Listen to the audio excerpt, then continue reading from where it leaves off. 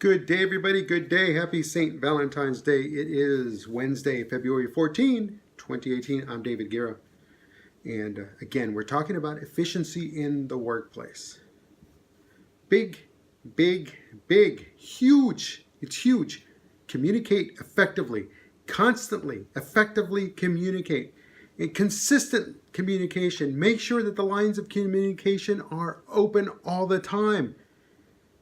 This is where the efficiency gets lost. This is where the trouble begins. This is where things break down and efficiency goes right out the window and we're right back where we started from and everybody's wondering, well, what happened? It was a great idea, but what happened? Folks, when people fail to communicate, when people are afraid to communicate, when people just decide, you know what, I'm too busy, I don't want to talk to anybody else, that's where the problems begin. Because see, as I just described, there are just so many multiple avenues to take when it comes to just shutting down communication. And folks, that's not a good thing. That's not a good thing. Because when communication stops, it's over. It is truly over. I cannot state anymore. In a relationship, in a personal relationship, when communication comes to a grinding halt, that's it. It's over. You know that. I know that. We all know that. We've experienced this in our lives. That when communications come to an end, when a client is no longer buying from us, well, guess what? They're buying from somebody else, especially if it's one that needs something on a consistent basis. Say you're a restaurant supply company or a restaurant supply building or a company organization, whatever you do, you supply restaurants. And all of a sudden your number one restaurant has quit buying from you. But you know that the orders have come in consistently, on schedule, on time. It's like clockwork. But you know that the restaurant's still in business. Yeah, exactly. They've gone to somebody else. What did you do? How did the communication stop? Why did the communication stop? And what can you do to bring it back online? Well, folks, you know your customers better than I do. But I guarantee you, communication was one of the things that changed everything.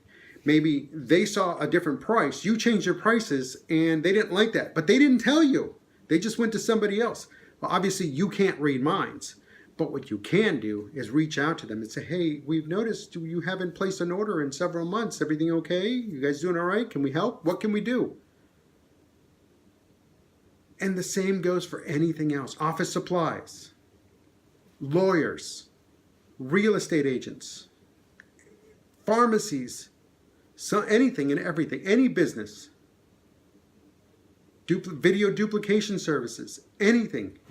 I'm telling you, when it gets silent, it's time to start listening because there's something going on in the background. Now, when it comes to your employees, the same thing happens. Is when they quit coming to you, as their leader, guess what? They found a new leader to go to. So what do? Well, you got to reopen those lines of communication. You cannot stop it. You have to do it. You have to step up and say, you know what? What's going on? How can I help you? What happened? We don't talk as much as we used to. Well, Dave, it's because you're so busy now. We've started talking. Well, guess what? Time to make time. Time to make time. But as a leader, the only way you're going to encourage this dialogue and this communication is by, well, first of all, monologue.